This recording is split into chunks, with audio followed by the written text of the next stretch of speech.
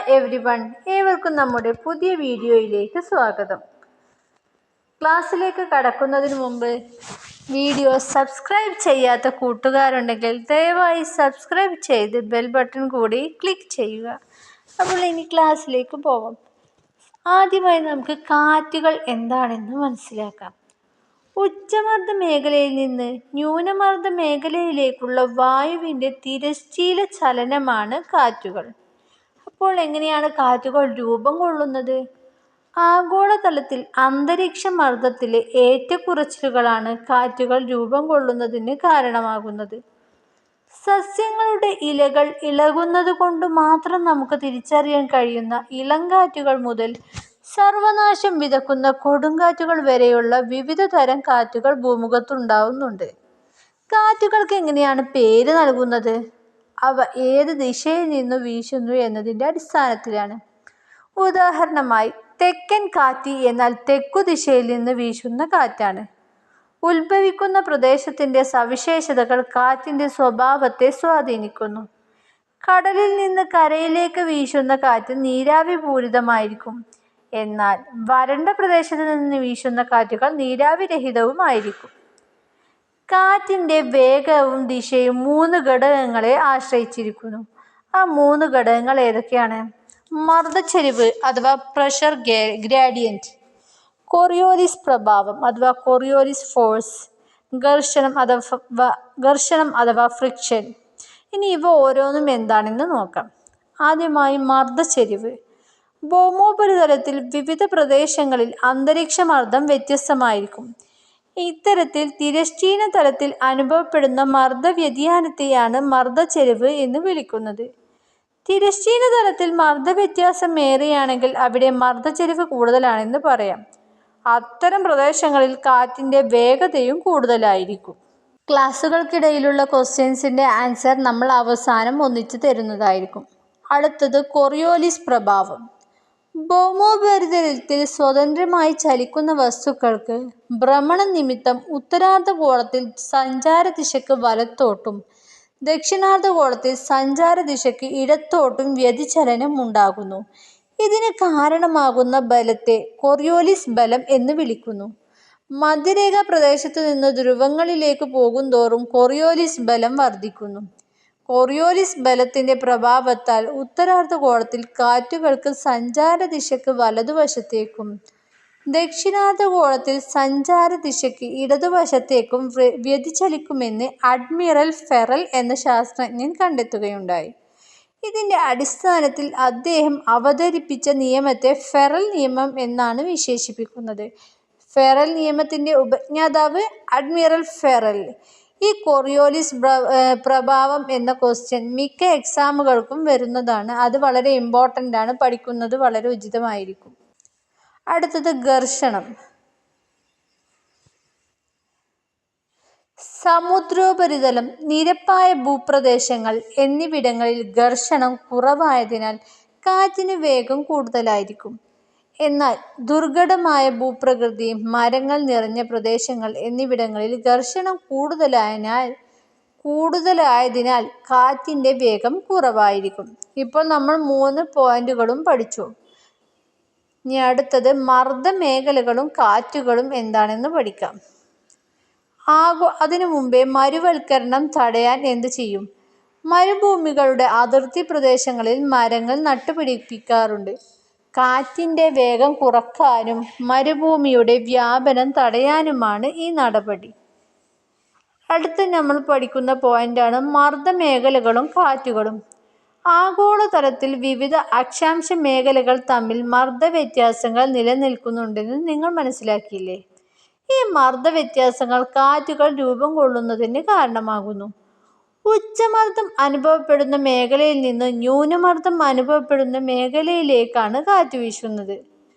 ആഗോള മർദ്ദമേഖലകൾക്കിടയിൽ രൂപപ്പെടുന്ന കാറ്റുകളെ പൊതുവിൽ ആഗോളവാതങ്ങൾ അഥവാ പ്ലാനറ്ററി വിൻഡ്സ് എന്ന് വിളിക്കാം. വിവിധ ആഗോളവാതങ്ങളാണ് ചുവടെ നൽകിയിട്ടുള്ളത്.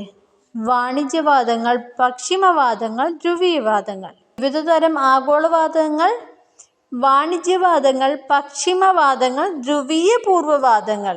വാണിജ്യവാതങ്ങൾ അഥവാ ട്രേഡ് വിൻഡ്സ് ഇരു അർദ്ധഗോളങ്ങളിലെയും ഉപോഷ്ണ ഉച്ചമർദ്ദ മേഖലകളിൽ നിന്ന് മധ്യരേഖ ന്യൂനമർദ്ദ മേഖലയിലേക്ക് നിരന്തരം കാറ്റ് വീശിക്കൊണ്ടിരിക്കുന്നു. ഇവ വാണിജ്യവാതങ്ങൾ എന്നറിയപ്പെടുന്നു. ഉത്തരാർദ്ധഗോളത്തിൽ വടക്കുകിഴക്ക് ദിശയിൽ നിന്ന് വീശുന്നതിനാൽ ഈ കാറ്റുകളെ വടക്കുകിഴക്കൻ വാണിജ്യവാതങ്ങൾ എന്ന് വിളിക്കുന്നു. ഇരു അർദ്ധഗോളങ്ങളിൽ നിന്നും വീശുന്ന വാണിജ്യവാതങ്ങൾ സംഗമിക്കുന്ന മധ്യരേഖ ന്യൂനമർദ്ദ മേഖല ഇന്റർട്രോപ്പിക്കൽ കൺവർജൻസ് സോൺ അഥവാ ITCS അഥവാ അന്തർ ഉഷ്ണമേഖല സംക്രമണ മേഖല എന്നും അറിയപ്പെടുന്നു.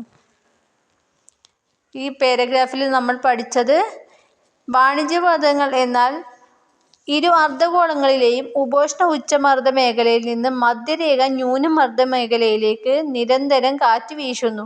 ഇവയാണ് വാണിജ്യവാതങ്ങൾ.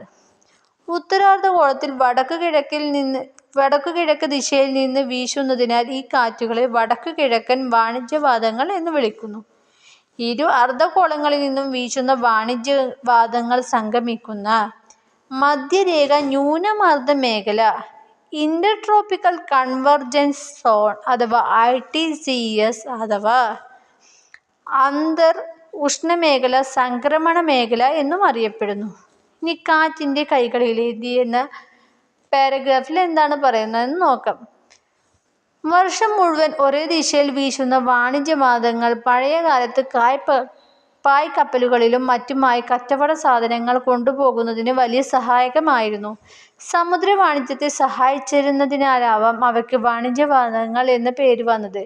ജർമ്മൻ ഭാഷയിൽ ട്രെഡൻ എന്ന പദത്തിന് ഒരേ ദിശയിൽ വീശുന്ന കാറ്റുകൾ അഥവാ മെയിൻറ്റെയിനിങ് കോൺസ്റ്റന്റ് ഡയറക്ഷൻ എന്നാണ് അർത്ഥം.